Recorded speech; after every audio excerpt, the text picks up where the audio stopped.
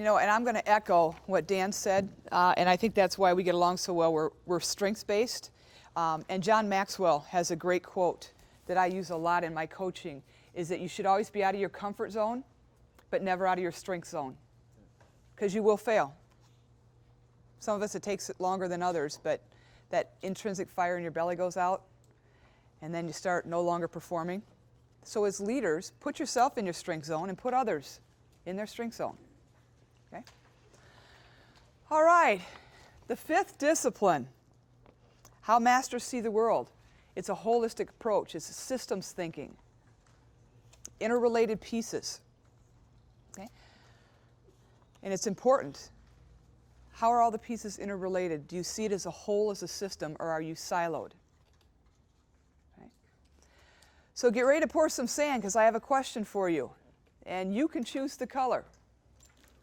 All right? Are you poised, meaning your organization, are you poised to execute in the current and existing markets? Are you poised to execute in the current and existing markets? Yellow, blue, or black? And it's related to this systems thinking, that everything is interrelated. Ooh, there's a lot of hesitation on this one. Are you poised to execute in the current and emerging markets? I know, I don't like it. How did you interpret poised to perform in the current and emerging markets? Do you like the word position better? Okay. Prepared? Or ready? Okay. Did some of you maybe not know or hadn't thought of it before? And by the looks on some of your faces, are you starting to think about this systems thinking and looking at patterns and looking at underlying structures for situations? Or have we just been firefighters? Because that's fun, isn't it? How many of you are putting out fires this week that you put out last month? How about fires this week that you put out last year? Yeah. Anybody want to admit 2 years ago? Oh, you're not raising your hand, you're just shaking your head now. Yeah, I get it. Okay. Okay. All right. See, Dan? So this slide, this showed up in Dan's model, the 3 Ps.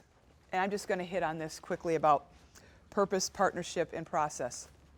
And in my world, in OD, people say, well, what is OD? Well, it's a trifecta of people, process, tools. Don't overcomplicate it. The complication comes inside of your companies with the people, process, and tools. Krista, my preference is to go to the people first all the time. Not everybody agrees, but I think it's the right way. Fix the people who work in the processes, and they'll fix the process for you. They'll tell you how to improve it. And then they'll tell you what tools they need to support the process. Okay? There's a story that I want to tell. It might be a little bit of a stretch for relating, but I think you'll get it. There was a priest who had to get ready for his talk the next day at church, and his wife's gone, and he's got a 5-year-old at home. The 5-year-old's running around, and he's thinking, I'm not going to be able to write what I need to write for tomorrow with this 5-year-old, needing my attention. So he sees a book laying there, magazine, National Geographic. He rips a page out, and it's a picture of the world. He says, oh, I got this. So he rips it into pieces, gives it to his son, and says, all right, I'm going to go work on my speech. You put the world back together. And the boy's looking at it, and he walks in his office. He thinks, all right, probably got 30 minutes. About 12 minutes later, tap, tap, tap. Little boy knocks on the door. He's got this piece of paper all taped together with these rough edges. And the dad said, how'd you do it? And he said, well, Dad, I didn't know what the world looked like, but one of the pieces of paper, when you tossed it down, flipped over, and it had a guy's picture, kind of part of his face. So I knew the back of the page was a guy's face. So I figured if I get the man right, I'd get the world right. How does that relate to leadership? You get the man right, or the woman right, do you get the company right? Do you have satisfied employees who not only lead in your company, they go out and lead in the communities? All right? People, process, tools. You can make it hard, by going after the tools and the process first. You can make it easy on yourself by investing in the people and let them go after.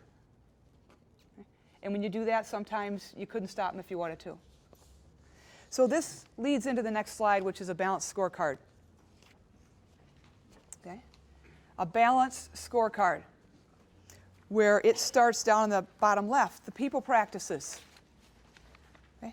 What do you got in place that's actually part of your culture, part of your strategy, that if you see then feeds your operational and processes, which feeds your customers, your constituents, the outside, which feeds financially. And it all fits into that other bottom line Dan talked about, your culture. Okay? So let me ask you, you are Mike. What do you drive for a car or a truck? A van. A van. Personal van. What do you drive, Jeff? An Acura. Okay. So how fun would it be when you left here today if the dashboard from your Acura was in his van and the dashboard for your van was in his Acura? Would that work for him? No, it wouldn't work. The dashboards have to be relevant. That's what a balanced scorecard is. It's your dashboard. It means something to the employees. It means something to the business. And inside each quadrant, there are measurements. What gets measured gets done. And measurements drive behaviors. So I have 3 questions for you now. You're going to pour sand 3 times. To be totally honest, here's your first question. Are you practicing a balanced scorecard? There's no blue, because if you have 2 quadrants, it's yellow or black. Yes or no? Are you practicing a balanced scorecard? Have you complicated your measuring process because it looks cool and it's neat and trendy and it means something to the executives? Have you complicated your measuring process inside your scorecard that either exists or doesn't exist? Okay. Here's your third question. If I came to your company and I asked your employees to tell me specifically what are your measurements or your KPIs or your metrics inside of each one of these quadrants as it relates to them, can they tell me right off the bat? Do they know? You can throw some blue in on this one if you need to. Before I hand it back to Dan, I want to ask you a question. At first, putting sand in these vials was fun. Now it's not so much fun, is it? It's starting to become a picture, isn't it? A reality check, and that's the point. When you leave today, this is a representation of your organization and of you. And I seriously want you to sit it at your place of work, so you need to look at it every day.